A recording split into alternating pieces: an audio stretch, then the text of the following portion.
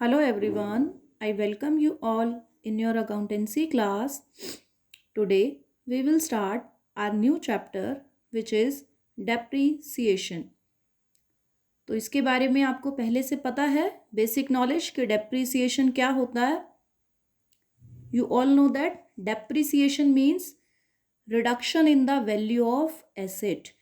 कि आपकी कोई भी एसेट है लाइक आपकी कोई मशीनरी है या फिर हमारी कोई भी लैंड है, कुछ भी एसेट हो सकती है हमारी, उसकी वैल्यू में जो गिरावट आ जाती है ड्यू टू यूजेस, कि हमने टाइम के साथ उसको जैसे जैसे हम यूज़ करते हैं तो उसकी वैल्यू में जो कमी आती रहती है उसको हम डेप्रिसिएशन बोलते हैं. हिंदी में इसको बोला जाता है ह्रास, यानी डिक्रीज हो रही है वैल्यू आपकी एसेट की, वो होता है डेप्रिसिएशन. ओके, तो उसी के रिगार्डिंग ये पूरा चैप्टर है. यहाँ पर हम देखेंगे कि हमारी एसेट्स के ऊपर जब हम डेप्रिसिएशन लगाते हैं तो उसको हमने रिकॉर्ड कैसे करना है वो आप देखोगे कि उसको हम रिकॉर्ड कैसे करेंगे. उसके लिए हम क्या लेजर्स बनाएंगे, हमारा एसेट का अकाउंट तो ऑब्वियसली बनेगा, उसमें हम डेप्रिसिएशन को कैसे रिकॉर्ड करेंगे वो हमें देखना है. तो इसका ये बेसिक नॉलेज जो है वो इतना काफ़ी है. सबसे मेन जो इसमें पार्ट है वो प्रैक्टिकल पोर्शन है हमारा, कि हमें प्रैक्टिकली उसको कैसे डील करना है. तो देखो डेप्रिसिएशन लगाने के ना डिफरेंट मेथड्स होते हैं. तो फिलहाल आपके चैप्टर में जो है वो 2 मेथड्स हैं डेप्रिसिएशन को लगाने के. One is straight line method, second one is reducing balance method. इन दोनों मेथड्स के बेस पे हमें जो है वो इस चैप्टर को डिस्कस करना है. तो जो स्ट्रेट लाइन मेथड है, स्ट्रेट लाइन का मतलब क्या होता है, कोई चीज़ ऐसे एकदम स्ट्रेट लाइन में चलती जाए, बिल्कुल सीधा सीधा चलती जाए.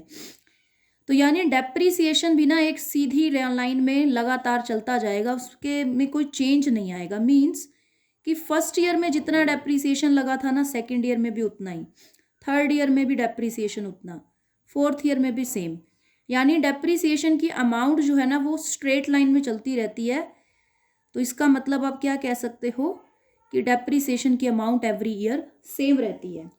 तो उसको कहा जाता है स्ट्रेट लाइन मेथड. या फिर आप इसको first instalment method, fix instalment method, या आप इसको जो है वो इक्वल इंस्टॉलमेंट मेथड भी कह सकते हो.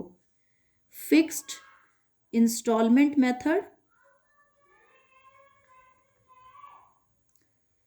या फिर इक्वल इंस्टॉलमेंट मेथड, ये भी हम जो है वो स्ट्रेट लाइन मेथड को कह सकते हैं, क्योंकि इक्वल रहता है ना, डेप्रिसिएशन की इंस्टॉलमेंट है जो अमाउंट है वो एवरी ईयर जो है वो सेम रहती है. तो ये जो डेप्रिसिएशन है ना वो हमारी एसेट की ओरिजिनल जो कॉस्ट वैल्यू है उसके ऊपर लगता है. यानी आपने जो है डेप्रिसिएशन जितने की एसेट को खरीदा, एसेट हमने 5 लाख में खरीदी थी, तो हर साल आपने डेप्रिसिएशन 5 लाख पे लगाना है. अगर 10% की रेट से लगा रहे हो तो हर साल 5,000 ही लगेगा, क्योंकि कॉस्ट तो वही है ना जिस पे हमने खरीदी थी, हिस्टोरिकल कॉस्ट. आपने ये नहीं देखना कि आज की डेट में मेरी एसेट की वैल्यू क्या है, नहीं, फिर तो डेप्रिसिएशन चेंज होता रहेगा, हर साल वैल्यू चेंज होगी एसेट की. आपने देखना है कि मैंने जो है एसेट जितने की ली थी कॉस्ट, उसके ऊपर मैंने डेप्रिसिएशन लगाना है. तो बहुत ही सिंपल मेथड है, इजी रहता है कैलकुलेट करना डेप्रिसिएशन इसमें. और अगर इसकी हम नेगेटिव पॉइंट की बात करें तो यहाँ पर जो है कई बार क्या होता है कि एसेट की प्रेजेंट वैल्यू को हम ध्यान में नहीं रखते तो वो अनफेयर हो जाता है. तो वो इसका एक ड्रॉबैक रहता है. तो अब यहाँ पर हम इसका ट्रीटमेंट डिस्कस करेंगे कि कैसे हमें इसको डील करना है इससे. तो बेसिकली अगर आपको देखना है कि ईयरली डेप्रिसिएशन आपका जो है वो कितना लगेगा, उसके लिए एक सिंपल सा फॉर्मूला रहता है कि आपकी एसेट का जितना भी ओरिजिनल कॉस्ट है उसमें से एसेट की स्क्रैप वैल्यू, स्क्रैप वैल्यू का मतलब होता है जब एसेट बिल्कुल खत्म हो जाएगी, कोई यूज नहीं होगा उसका, तो वो स्क्रैप में यानी कबाड़ में कितने में जाएगी. तो वो स्क्रैप वैल्यू आप माइनस कर दो, क्योंकि वो स्क्रैप वैल्यू वाली एसेट को तो हम यूज़ नहीं करेंगे ना, कबाड़ में बेचेंगे, तो वो वैल्यू हमें ही मिलेगी बाद में, तो वो माइनस कर दो बाय में आपकी जितने भी नंबर ऑफ ईयर्स तक आप एस्टिमेट कर रहे हो कि मेरी एसेट चल जाएगी. नंबर ऑफ ईयर्स एस्टिमेटेड, कि आपको लग रहा है कि ऐसे 10 ईयर्स तक तो साथ देगी, वो आप डिवाइड कर दो उससे। तो इससे आपको डेप्रीसिएशन की ईयर की अमाउंट मिल जाएगी कि हर साल मेरी एसेट कितना कितना यूज़ हो रही है। देखो आपने एसेट जो है वो 5 लाख में खरीदी, ओके, और आपको लग रहा है कि इसकी स्क्रैप वैल्यू जब मैं इसको बेचूंगा तो जो है वो 50,000 में मान लो लास्ट ये बिक जाएगी, मेरी स्क्रैप वैल्यू जो है वो इसकी इतनी है। तो अब क्या है, आपको लग रहा है कि मेरी एसेट जो है वो 10 ईयर्स तक चलने वाली है, तो इसको आप डिवाइड करो, तो एवरी ईयर 45,000 रुपीज़ की एसेट आपकी जो है ना वो खर्च होती जा रही है। तभी तो 10 ईयर के बाद वो सिर्फ 50 की रह जाएगी। तो एवरी ईयर 45,000 की एसेट को आपने जो है वो कंज्यूम कर लिया, रिडक्शन हो गया वैल्यू में, ठीक है। नॉर्मली आप अपना एग्जाम्पल लो, जैसे बाइक है, आपने बाइक ली, आज से 10 साल बाद तो वो बाइक उतने का नहीं बिकेगा ना जितने का आपने लिया। 5 ईयर्स के बाद पूछोगे तो अलग रेट होगा, उसके 6 या 7 ईयर्स के बाद बेचोगे तो और डाउन पे बिकेगा। तो जैसे जैसे टाइम जो है वो हमारा पासेज होता जाता है तो हमारी एसेट की वैल्यू में गिरावट आती जाती है, जिसको हम डेप्रिसिएशन बोलते हैं। तो अभी हमें स्ट्रेट लाइन मेथड को डिस्कस करना है फर्स्टली। तो इसके लिए हम क्या जर्नल एंट्रीज पास करते हैं। सबसे पहले तो देखो एसेट को बाय करने की एंट्री होगी normally, asset account debit to, अगर कैश में ली है तो कैश, और अगर आपने उधार में ली है तो टू वेंडर। वेंडर का मतलब होता है जिसने आपको बेची है, सिंपल है। अगर आपने कैश या बैंक के थ्रू पेमेंट की है तो कैश या बैंक, वरना टू वेंडर। अब ये तो हो गया जी, पेमेंट अगर जो है वेंडर को करनी होगी तो वो पेमेंट की एंट्री हो जाएगी। अब सेकंड आती है डेप्रिसिएशन को लगाने की एंट्री। तो एसेट जब बाय हो रही है, नई एसेट आ रही है तो डेबिट हो रहा है। अब एसेट की वैल्यू डाउन हो जाएगी डेप्रिसिएशन लगने से, तो एसेट क्रेडिट होएगी। जब भी एसेट्स की वैल्यू में रिडक्शन होता है एसेट को हम क्रेडिट करते हैं, और डेप्रिसिएशन हमारा क्या है, लॉस है कि मेरी एसेट में गिर रही है वैल्यू। तो डेप्रिसिएशन अगर लॉस है तो वो क्या होगा, डेबिट। जितना भी डेप्रिसिएशन लग रहा है टू, जैसे एसेट अगर मैंने 5 लाख की ली है तो 5 लाख, और अब मैंने जो है वो एवरी ईयर अगर 45,000 का डेप्रीसिएशन लगना है तो 45,000 depreciation account debit to asset account, की मेरी एसेट 45,000 से कम हो गई, ईयर सामने लिख दोगे। उसके बाद नेक्स्ट ईयर के लिए डेप्रीसिएशन ऐसे चार्ज करते जाओगे। अब एंड में आपने जो है जाकर के एसेट को अगर बेच दिया तो क्या करोगे, बैंक अकाउंट डेबिट, कि आपको पेमेंट रिसीव होगी, रिसीवर है आपका bank account, debit to asset account, कि आपने जो है वो एसेट को सेल किया, जितने में भी सेल किया वो एंट्री कर दोगे। अब अगर आपकी एसेट को बेचते वक्त आपको प्रॉफिट या लॉस हो रहा है तो उसको भी तो रिकॉर्ड करोगे। तो देखो लॉस है तो सिंपल सी बात है, डेबिट हो जाएगा आपका प्रॉफिट एंड लॉस अकाउंट, और अगर आपको प्रॉफिट हो रहा है तो क्रेडिट हो जाएगा, debit all the expenses and losses, credit all the income and gains. तो आपने लॉस को भी प्रॉफिट एंड लॉस अकाउंट से रिकॉर्ड करना है, और प्रॉफिट है तो भी प्रॉफिट एंड लॉस से। अगर किसी कंपनी का है बना रहे हो तो स्टेटमेंट ऑफ P&L लिख दोगे, statement of profit and loss account, ठीक है।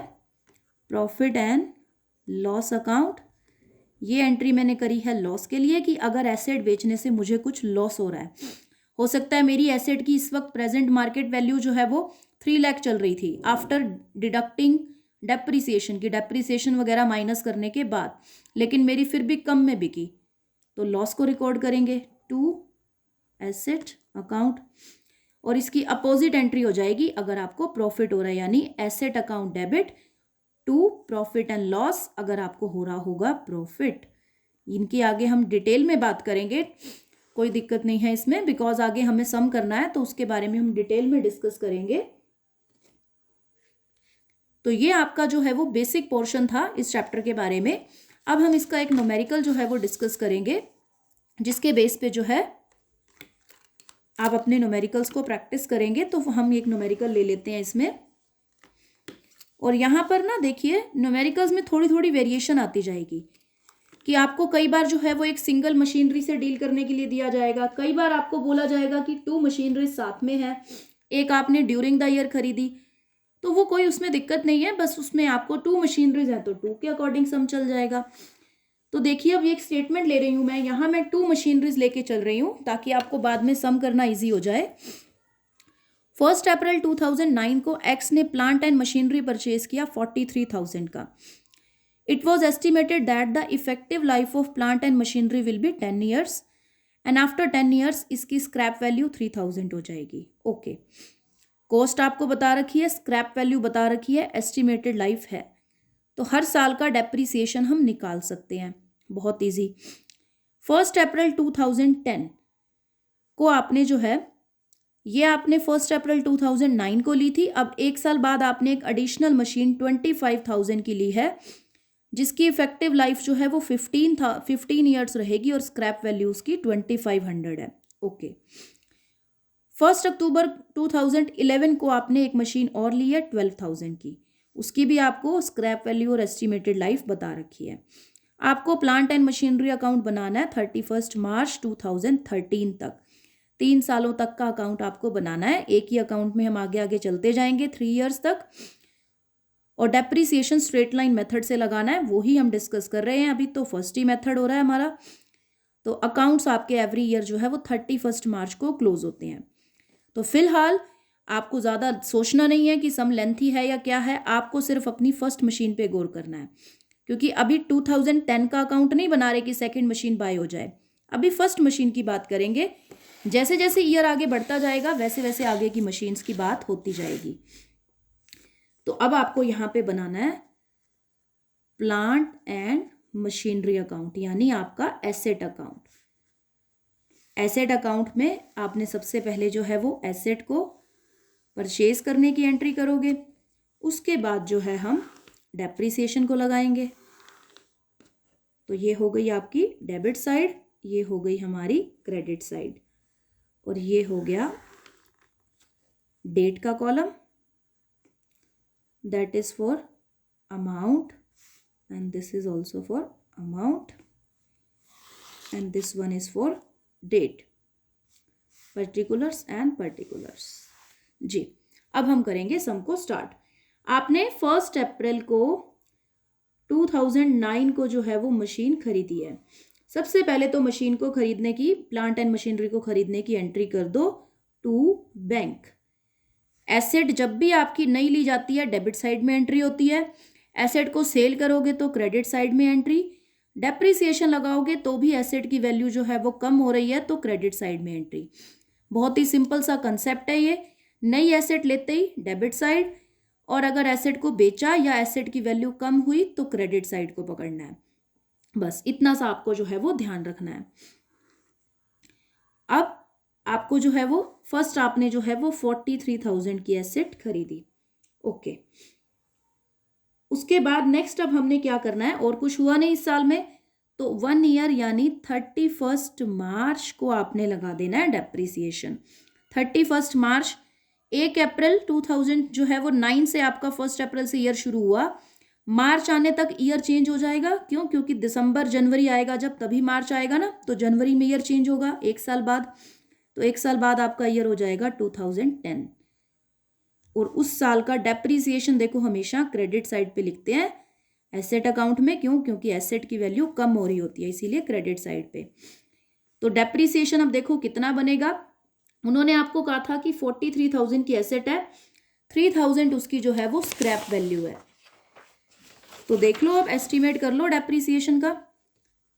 43,000 की asset, 3,000 scrap value minus by में उसकी एस्टिमेटेड लाइफ। तो यहाँ डेप्रिसिएशन जो आपका बनेगा वो 4,000 आपने एवरी ईयर लेना है। तो इजीली ले सकते हैं हम। डेप्रिसिएशन ले लिया आपने 4,000। अब आपने देखना है कि मेरा मशीनरी अब कितने की हो गई। डेप्रिसिएशन लगने के बाद मेरी मशीनरी का जो बैलेंस है वो कितना रह गया। तो 4,000 कम कर दो, 43,000 की मशीन थी, 4,000 डेप्रिसिएशन लग गया, तो अब मशीन जो है वो कितने की रह गई, 39,000 की। अब दोनों तरफ क्लोज कर दो अकाउंट, क्योंकि 31 मार्च को हमारे अकाउंट क्या हो जाएंगे, क्लोज। तो क्लोज करके यहाँ तो टोटल 43 आ गया, लेकिन मशीनरी का जो अब ओपनिंग बैलेंस होगा ना वो 39,000 है, कि अब मशीन डेप्रिसिएशन लगने के बाद 39 की रह गई। लेकिन डेप्रिसिएशन हर साल 4,000 ही लगेगा, क्यों? क्योंकि स्ट्रेट लाइन मेथड है। स्ट्रेट लाइन मेथड में एवरी ईयर डेप्रिसिएशन सेम रहता है। तो अब 1 अप्रैल देखो 31 मार्च को क्लोज हुए, 1 अप्रैल को अकाउंट खुलेगा। ईयर वही रहेगा ना 2010 नहीं, क्योंकि नेक्स्ट डे ही तो है 31 मार्च के बाद अगला दिन आ गया अप्रैल का, उस दिन अकाउंट आपके ओपन होंगे। अब आपने ना ये वाला बैलेंस जो क्लोज किया था इसको ओपन करना है। तो आप एंट्री करोगे टू बैलेंस ब्रॉट डाउन। यहाँ आपने जो है वो CD लिखना था कैरेट डाउन, कि बैलेंस कैरी हो रहा है। यहाँ आपने लिखा ब्रॉट डाउन और 39,000 से आपने जो है वो ओपन कर दिया। ओके, अब आपने क्या किया है, इस साल में आपने एक मशीन जो है वो नई और ले ली है। सेम डेट को टू बैंक अकाउंट के नाम से एंट्री डाल दो, और बैंक अकाउंट के नेम से एंट्री डालोगे तो आपने 25,000 की एक एसेट और ले ली। अब आपने लगाना है डेप्रिसिएशन 31 मार्च को, और तो कुछ किया नहीं। ईयर चेंज हो जाएगा 31 मार्च पे, क्यों? क्योंकि जनवरी बीच में आएगी, फिर मार्च आती है, तो ईयर चेंज हो जाता है जनवरी के बाद आपका, दिसंबर के बाद, तो 2011 हो गया यहाँ। अब आपको डेप्रिसिएशन लगाना है बाय डेप्रिसिएशन। इसे इजी सा कर लोगे, 1 और 2 नाम दे दो इनको मशीनरी को। इस पे 1 का लगा दो, 1 पे लगेगा 4,000, 39,000 की मशीन है, हर साल 4,000 लगाना है। और दूसरी वाली पे अभी कैलकुलेट कर लेते हैं हम लोग। देखो हमने जो है वो 25,000 में ली थी, और उसकी जो स्क्रैप वैल्यू है वो है 2,500, और इसकी एस्टिमेटेड लाइफ जो है वो 15 ईयर्स है। तो आपकी जो एसेट है वो आपको 15 ईयर्स तक जो है वो साथ देगी। तो देख लो डेप्रिसिएशन आपका कितना बनता है, 1,500 पर ईयर आपका डेप्रिसिएशन जो है वो लग जाएगा। तो हर साल आपको अब इतना डेप्रिसिएशन लगाना है। स्ट्रेट लाइन में देखो ये फायदा है कि डेप्रिसिएशन एक बार कैलकुलेट कर लेने के बाद आपको बार बार कैलकुलेशन की जरूरत नहीं है। अब हर साल आप जैसे ये 4,000 मुझे हर साल सेम ही लगाना है, तो टोटल डेप्रिसिएशन जो आपका लगा वो कितना हो गया, 5,500 रुपीज। अब 31 मार्च को हमने करनी है क्लोजिंग, तो यहाँ कर दो बाय बैलेंस CD यानी कैरेट डाउन। फर्स्ट मशीन का बैलेंस देखो कितना रह जाएगा। फर्स्ट मशीन का ओपनिंग बैलेंस 39,000 था, 4,000 की डेप्रिसिएशन लग गई, तो इसका क्लोजिंग बैलेंस कितना रह गया, 35,000। 39 से ओपन हुई थी, 4,000 इस साल डेप्रिसिएशन लगा। सेकेंड मशीन 25 की थी, 1,500 डेप्रिसिएशन लगा, तो 23,500 की रह गई। अब दोनों का बैलेंस का टोटल करके यहाँ लिख दो कि दोनों मशीन्स का टोटल बैलेंस है 58,500 रुपीज। अब कर दो यहाँ क्लोजिंग, तो यहाँ क्लोज होके इसका टोटल कितना आ जाएगा, 58 प्लस 5,500 का टोटल आ जाएगा 64,000। यहाँ भी यही आ जाएगा, क्योंकि ये जो बैलेंसिंग करते हैं ना ये इसका बस यहीं क्लोजिंग हो जाती है। अब आपने जो है वो 1 अप्रैल 2011 ही रहेगा, क्यों? क्योंकि ईयर हम एक बार यहाँ चेंज कर चुके हैं ना, तो 2011 नेक्स्ट डे आया, बैलेंस खुलेगा, to balance brought down. First machine का बैलेंस हमने जहाँ क्लोज किया था 35,000, उसी से ओपन होगा। सेकेंड मशीन का जो बैलेंस है वो है 23,500, तो ये बैलेंस आपके जो है वो ओपन हो जाएंगे। अब आपने जो है वो सेम डेट को एक नई मशीन और ली है, और वो मशीन आपने कितने में ली है, 12,000 रुपीज में। ठीक है, तो मैंने 12,000 में एक नई मशीन जो है वो और ले ली। अब आपने बस 31 मार्च को लगाने हैं डेप्रिसिएशन। ईयर चेंज हो जाएगा 31 मार्च पे, 2012 हो जाएगा ईयर आपका। ठीक है, तो अब आपका जो है वो 2012 ईयर होने के बाद अब आपको देखना है कि आपने जो थर्ड मशीन ली है ना उस पर कितना डेप्रिसिएशन बनता है। बाकी दो का तो हमें मालूम ही है कि 4,000 और 1,500 हर बार जो है हम डेप्रिसिएशन लगाते हैं। तो थर्ड मशीन जो है मेरी वो 12,000 की है, स्क्रैप वैल्यू 2,000 है, और आपकी 20 ईयर्स तक जो है वो साथ देगी। तो 10,000 बाय 20, तो यहाँ आपका जो डेप्रिसिएशन है वो लग जाएगा 500 पर ईयर।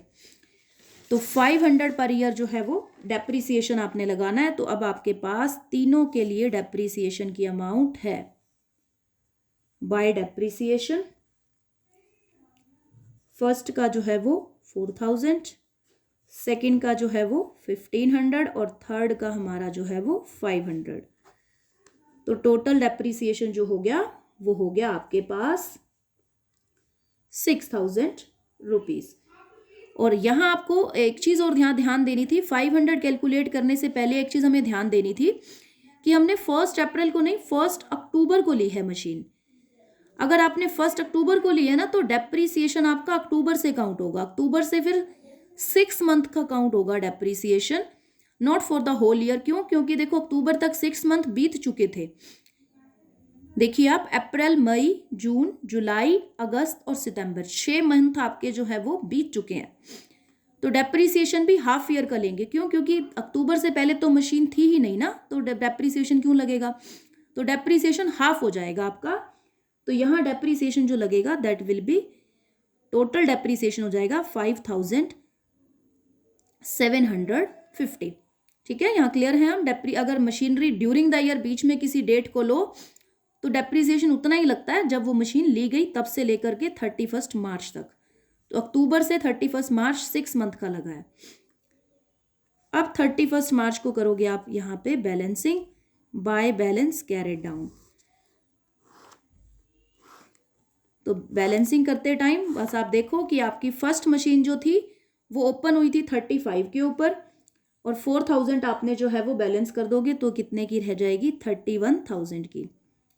सेकेंड मशीन 23,500 पे ओपन हुई थी, 1500 हमने जो है वो डेप्रीसिएशन लगाया तो अब कितने की रह गई? 22,000 की। थर्ड मशीन जो आपने बाय की थी वो 12,000 की थी, जिसमें आपने डेप्रीसिएशन ओनली 250 रुपीज़ लगाया, तो वो मशीन रह जाएगी 11,750। टोटल कर दो ये तीनों मशीन्स का, और उस टोटल को जो है वो आपने यहाँ राइट कर देना है 64,750।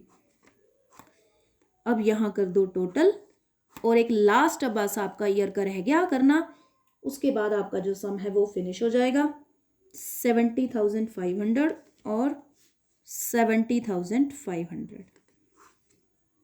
अब बिल्कुल सिंपल है, 1 अप्रैल को अब कोई मशीन नहीं खरीदनी, कुछ नहीं, पूरे साल का बस डेप्रीसिएशन लगा के क्लोज करना है। 2012 को बैलेंस ओपन करो, 2 बैलेंस ब्रॉट डाउन, ये वाले तीनों बैलेंस जो है ना वो ओपन कर दो बस, और फटाक से जो डेप्रीसिएशन आपको पता है कि एवरी ईयर लगता है वो लगा दो। 31,000 यहाँ से ओपनिंग, और सेकेंड मशीन की ओपनिंग 22 से, थर्ड मशीन की ओपनिंग 11,750 से। अब बस 31 मार्च 2013 हो जाएगा, एक साल बाद। डेप्रीसिएशन अब फटाक से हमें लगाना है, अब कुछ और देखना भी नहीं है हमें, कोई नई मशीन नहीं, कुछ नहीं। फर्स्ट मशीन पे एवरी ईयर 4,000 लग रहा है, सेकेंड वाली के ऊपर डेप्रीसिएशन लग रहा है 1500, और थर्ड पे इस बार लग जाएगा पूरे ईयर का 500। क्यों? क्योंकि अब तो वो ईयर की शुरुआत से ही बनी हुई है ना हमारे साथ, 1 अप्रैल ईयर की शुरुआत से ही हमारे पास है। तो टोटल डेप्रीसिएशन लग गया 6,000, और आपने जो है वो अब कर देनी है closing by balance carried down. अब फटाफट से देखो, 31,000 पे ओपन हुई थी, 4,000 रुपीज़ जो है वो हमने डेप्रीसिएशन लगा दिया, तो अब कितने की रह गई? 27,000। सेकेंड जो है वो 22 पे ओपन हुई थी, 1500 डेप्रीसिएशन लगा, तो अब कितने की रह गई? 20,500। थर्ड जो है वो 11,750 के ऊपर ओपन हुई थी, 500 रुपीज़ डेप्रीसिएशन लगा, तो अब आपकी कितने की रह गई? 11,250। 58,750 टोटल होगा। अब आपने जो है बस क्लोज करना है, और सम आपका यहाँ हो जाता है फिनिश।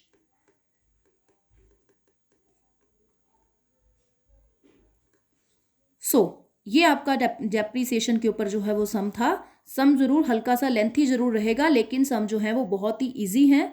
अगर हम स्टेप बाय स्टेप बहुत ध्यान से चलते हैं तो सम करना कोई डिफिकल्ट नहीं है। बस अपना फोकस और अपना जो कंसंट्रेशन है वो सारा सम की तरफ रखें।